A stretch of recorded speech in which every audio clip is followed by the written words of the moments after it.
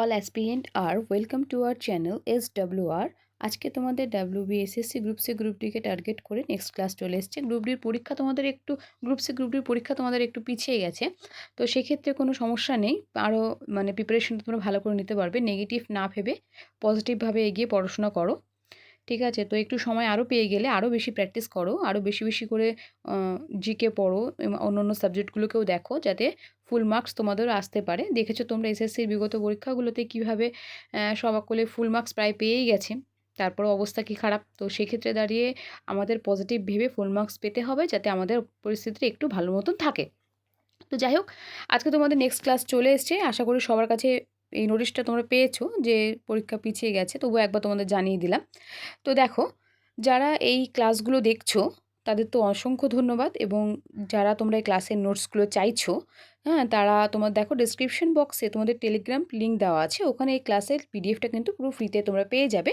তো ওখানে জয়েন করলেই কিন্তু ক্লাসের পিডিএফটা তোমরা পেয়ে যাচ্ছ। হ্যাঁ, তো দেখো আজকের প্রথম প্রশ্ন কি আছে 7 নম্বর ক্লাসের, বিখ্যাত সাঁচি স্তূপ কে নির্মাণ করেন? তো বিখ্যাত সাঁচি স্তূপ কে নির্মাণ করেছেন? অশোক কিন্তু বিখ্যাত সাঁচি স্তূপ নির্মাণ করেছেন, তাই তো? নেক্সট কোয়েশ্চেন দেখো কি বলছে। বলছে ভারতে কারা প্রথম ভারতের স্বর্ণ মুদ্রা চালু করেছেন? তো স্বর্ণ মুদ্রা প্রথম কারা চালু করেছেন কিন্তু ইন্দ্র গ্রিকরা কিন্তু প্রথম স্বর্ণ মুদ্রা চালু করেছেন ভারতবর্ষে। ওকে, চলো নেক্সট কোয়েশ্চেন দেখো কি বলছে। ভারতের উপমহাদেশের সর্বোচ্চ শৃঙ্গের নাম কি? তো ভারতের উপমহাদেশের সর্বোচ্চ শৃঙ্গের নাম কি? দেখো, উপমহাদেশ যেহেতু বলেছে, সেক্ষেত্রে কিন্তু গডউইন অস্টিন অর্থাৎ K2। ওকে, যেটি গডউইন অস্টিন সেটিই K2, এটা আশা করি সকলেই জানো। হ্যাঁ, তো নেক্সট কোয়েশ্চেন দেখো, ওয়ার্ল্ডের বললে কিন্তু সেটা হতো কি মাউন্ট এভারেস্ট। ওয়ার্ল্ডের বললে কি হতো? সেটা কিন্তু হতো মাউন্ট এভারেস্ট। ক্লিয়ার? চলো নেক্সট কোয়েশ্চেন দেখো কি বলছে। গীত গোবিন্দ কে রচনা করেন?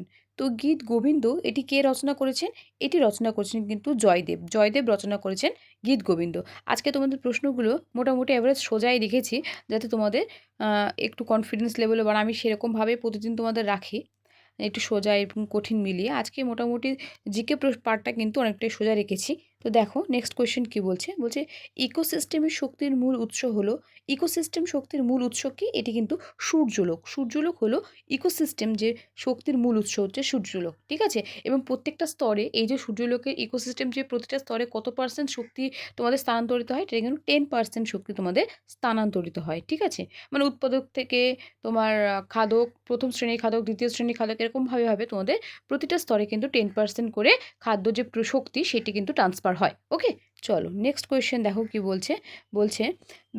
ধ্রিয়ান কি? এগুলো প্রত্যেকটা, এই ধ্রিয়ান কি এটা কিন্তু WBCS এর প্রশ্ন, এবং যে প্রশ্নগুলো তোমাদেরকে করাচ্ছি আজকে, এগুলো প্রত্যেকটাই স্টেট লেভেলের কিন্তু বা সেন্ট্রাল লেভেলের পরীক্ষাগুলোতে বারংবার এসছে। এই জিকেগুলো সেগুলোই আমি তোমাদের রেখেছি। এই প্রতিটা প্রশ্ন কিন্তু BCS এর প্রিভিয়াস ইয়ার ঘেটে দেখো, প্রতিটা প্রশ্নই কিন্তু ওখানকার প্রশ্ন থেকেই নেওয়া। ওকে, তো দেখো আজকের প্রশ্নটা কি বলছে, ধ্রিয়ান কি? তো ধ্রিয়ান কি এটি কিন্তু একটি চলমান বালিয়াড়ি, ঠিক আছে?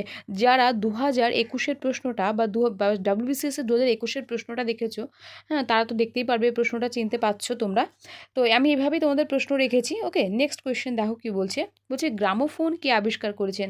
সিলেবাস তোমাদের প্রতিদিন সিলেবাসটা আমি কিন্তু একবার ঝালাই করে দিই, প্রতিটা ক্লাসে ঝালাই করে দিই যে কী সিলেবাস আছে। কোনো পরীক্ষাকে যদি সিলেবাসটা ভালো করে বুঝে যাও, সেক্ষেত্রে প্রিপারেশন কিন্তু অনেক বেশি স্ট্যান্ডার্ড লেভেলে যায়।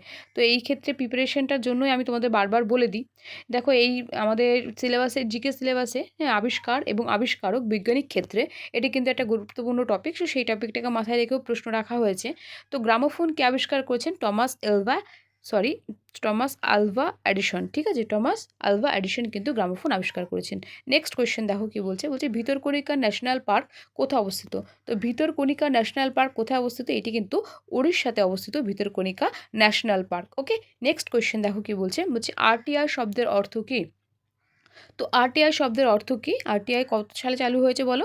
আরটিআই শব্দের অর্থ কিন্তু রাইট টু ইনফরমেশন, 2005। ওকে, রাইট টু ইনফরমেশন। চলো নেক্সট কোয়েশ্চেন দেখো কি বলছে। রাষ্ট্রপতি দ্বারা নিযুক্ত 16তম অর্থ কমিশনের প্রধান হলেন কে?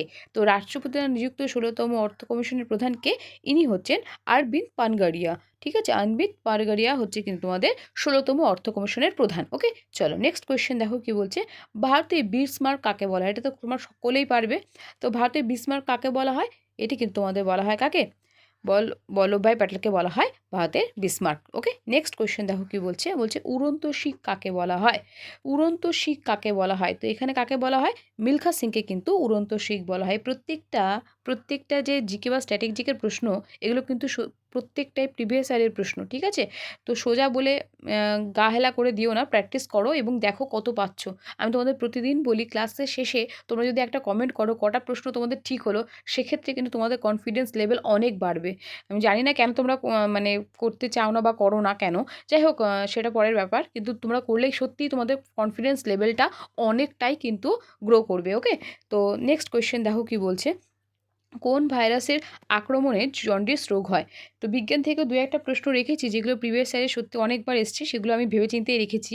তো কোন ভাইরাসের আক্রমণে জন্ডিস রোগ হয়? হেপাটাইটিস ভাইরাসের আক্রমণে কিন্তু জন্ডিস রোগ হয়। নেক্সট কোয়েশ্চেন দেখো কি বলছে, বলছে ভারতবর্ষে ভোটার অধিকার ও নির্বাচিত হওয়ার অধিকারটি হলো, এটি কী ধরনের অধিকার? তো এটি কী অধিকার? এটি কিন্তু আইনাগত এবং বৈধতার অধিকার। এটি কিন্তু আইনাগত এবং বৈধতার অধিকার। নেক্সট কোয়েশ্চেন দেখো কি বলছে, বলছে উত্তরবঙ্গের পূর্বতম নদী কোনটি? এটা বিসিএস এর প্রশ্ন, ঠিক আছে? এটা বিসিএস এর প্রশ্ন। দেখো উত্তরবঙ্গের পূর্বতম নদী কোনটি? এটা হচ্ছে সংকোষ, হচ্ছে উত্তরবঙ্গের পূর্বতম নদী হচ্ছে কিন্তু সংকোষ। ওকে, নেক্সট কোয়েশ্চেন দেখো বলেছে পশ্চিমবঙ্গের কোন জেলায় ছৌ নৃত্য উদ্ভব হয়েছিল? তো ছৌ নৃত্য পশ্চিমবঙ্গের কোন জেলায় উদ্ভব হয়েছে? এটা সকলে পারবে, খুবই ইজি প্রশ্ন, পুরুলিয়াতে। কিন্তু এটা প্রিভিয়াস ইয়ারে, এটা বিসিএস এর প্রশ্ন, কেমন? নেক্সট কোয়েশ্চেন দেখো কি বলছে, বলছে জাতীয় বিজ্ঞান দিবস কবে পালিত হয়? তো জাতীয় বিজ্ঞান দিবস কবে পালিত হয়? 28শে ফেব্রুয়ারি কিন্তু জাতীয় বিজ্ঞান দিবস পালন করা হয়। নেক্সট কোয়েশ্চেন দেখো কি বলছে, বলছে পৃথিবীর প্রাচীনতম ভঙ্গিল পর্বতের নাম কি? তো পৃথিবীর প্রাচীনতম ভঙ্গিল পর্বত কোনটি? এটি কিন্তু তোমাদের না, এটি কিন্তু গুরুশিখর না, আরাবল্লী কিন্তু পৃথিবীর প্রাচীনতম ভঙ্গিল পর্বত কিন্তু আরাবল্লী। ওকে, নেক্সট কোয়েশ্চেন দেখো কি বলছে, বলছে বর্তমানে দিল্লির মুখ্যমন্ত্রীর নাম কি? বর্তমানে দিল্লির মুখ্যমন্ত্রীর নাম কি? রেখা গুপ্ত। রেখা গুপ্ত। দেখো বর্তমানে যে ট্রেন্ডিং নিউজগুলো চলছে তার উপরে কোন রাজ্যের মুখ্যমন্ত্রী, মানে কোন রাজ্যগুলোকে নিয়ে ট্রেন্ডিং নিউজ চলছে কারেন্ট অ্যাফেয়ার্সে, সেই রাজ্যের মুখ্যমন্ত্রী এবং গভর্নরগুলো কিন্তু পড়ে ফেলতে হবে। তো সেই হিসেবে দিল্লির মুখ্যমন্ত্রীর নাম কি বর্তমানে? রেখা গুপ্ত। ওকে, নেক্সট কোয়েশ্চেন দেখো কি বলছে, বলছে 2025-এ পশ্চিমবঙ্গের কোন ফলটি জিআই ট্যাগ লাভ করেছেন? তো কোন ফলটি জিআই ট্যাগ লাভ করেছেন? এটা কিন্তু আমাদের কোনটি লাভ করেছেন? দার্জিলিংয়ের কমলা লেবু কিন্তু 2025-এ জিআই ট্যাগ লাভ করেছেন। ওকে, চলো নেক্সট কোয়েশ্চেন দেখো কি বলছে, বলছে কেঁদুলি মেলা, কেঁদুলি সরি হ্যাঁ, তো কি বলছে কেঁদুলি মেলা কোন জেলার প্রধান উৎসব? তো কেঁদুলি মেলা কোন জেলার প্রধান উৎসব? এটি কিন্তু বীরভূমের প্রধান উৎসব। ওকে, ক্লিয়ার? চলো নেক্সট কোয়েশ্চেন দেখো কি বলছে, বলছে ফিদে 2025 মহিলা বিশ্বকাপ কে জিতেছেন? তো ফিদে 2025 মহিলা বিশ্বকাপ জিতেছেন কে? জিতেছেন দিব্যা দেশমুখ কিন্তু জিতেছেন। ওকে, নেক্সট কোয়েশ্চেন দেখো কি বলছে, বলছে ভারতের সবচেয়ে বেশি বার বাজেট পেশ করেন কোন অর্থমন্ত্রী? তো সবচেয়ে বেশি বার বাজেট পেশ করেছেন কে? মোরারজি দেশাই, প্রায় 10 বার। ওকে, প্রায় 10 বার। ওকে, চলো নেক্সট কোয়েশ্চেন দেখো কি বলছে, বলছে যক্ষগান লোকনৃত্য কোন মানে কোন রাজ্যের অন্তর্গত? কোন রাজ্যের অন্তর্গত হবে? হ্যাঁ, কোন রাজ্যের অন্তর্গত? তো কোন রাজ্যের অন্তর্গত? আমার হাতের লেখাটা একটু বোঝা মুশকিল হতে পারে, তো দেখো আশা করি এটা বুঝতে পারবে তোমরা। তো কোন রাজ্যের অন্তর্গত? এটা কিন্তু কর্ণাটকের অন্তর্গত, কেমন? এটা কিন্তু কর্ণাটকের অন্তর্গত যক্ষগান লোকনৃত্যটা। চলো নেক্সট কোয়েশ্চেন দেখো কি বলছে, নেক্সট কোয়েশ্চেন বলছে 2025 অনূর্ধ্ব অনূর্ধ্ব 19 হ্যাঁ অনূর্ধ্ব 19 আইসিসি T20 মহিলা বিশ্বকাপ জিতেছেন কোন দল? ঠিক আছে, তো কোন দল জিতেছে? এটা কিন্তু টিম ইন্ডিয়া জিতেছেন। ওকে, নেক্সট কোয়েশ্চেন দেখো কি বলেছে, বলছে 2025 ভারতের রাষ্ট্রপতি দ্রৌপদী মুর্মুর কোথায় ন্যাশনাল এনভায়রনমেন্ট কনফারেন্স আয়োজন করেছিলেন? তো কোথায় করেছিলেন? বিশ্ব পরিবেশ কনফারেন্স কোথায় আয়োজন করেছিলেন? এটি কিন্তু আয়োজন করেছেন না, মুম্বাইতে নয়, নিউ দিল্লিতে আয়োজন করেছিলেন। ওকে, নেক্সট কোয়েশ্চেন দেখো কি বলছে, বলছে এনইপি 2020 ফাউন্ডেশন স্টেজ কোন ক্লাস থেকে চালু হয়?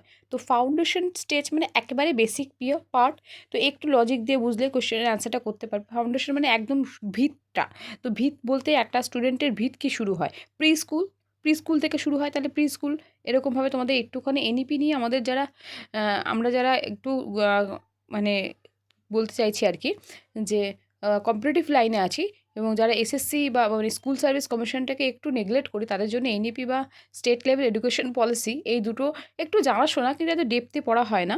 কিন্তু এসএসসির কিন্তু এই এনইপি বা স্টেট লেভেল এডুকেশন পলিসি এটা কিন্তু একটা গুরুত্বপূর্ণ একটা সিলেবাসের মধ্যে পড়ে।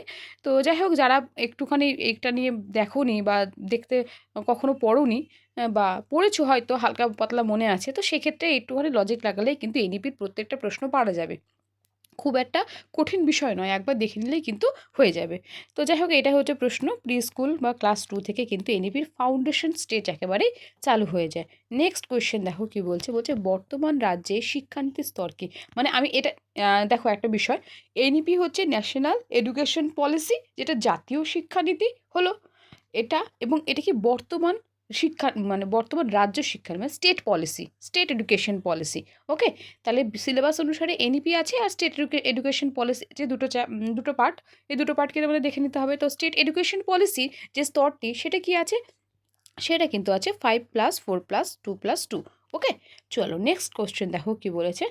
নেক্সট কোশ্চেন বলছে মনিকা বাত্রা কোন খেলার সঙ্গে যুক্ত? তো মনিকা বাত্রা কোন খেলার সঙ্গে যুক্ত? তিনি কিন্তু টেবিল টেনিস খেলার সাথে যুক্ত। ক্লিয়ার? চলো নেক্সট কোশ্চেন দেখো কি বলছে। বলছে দ্য আর্গুমেন্টেটিভ ইন্ডিয়া গ্রন্থের রচয়িতা হলেন কে? তো দ্য আর্গুমেন্টেটিভ ইন্ডিয়া বইয়ের মানে গ্রন্থের রচয়িতা কে? এটি কিন্তু রচনা করেছেন অমর্ত্য সেন।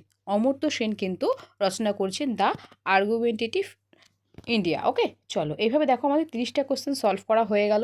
তোমরা কটা কোশ্চেনে অ্যান্সার করতে পারলে কমেন্ট করো, এবং তারপর ভিত্তি করে তোমাদের আরও ক্লাস আসবে।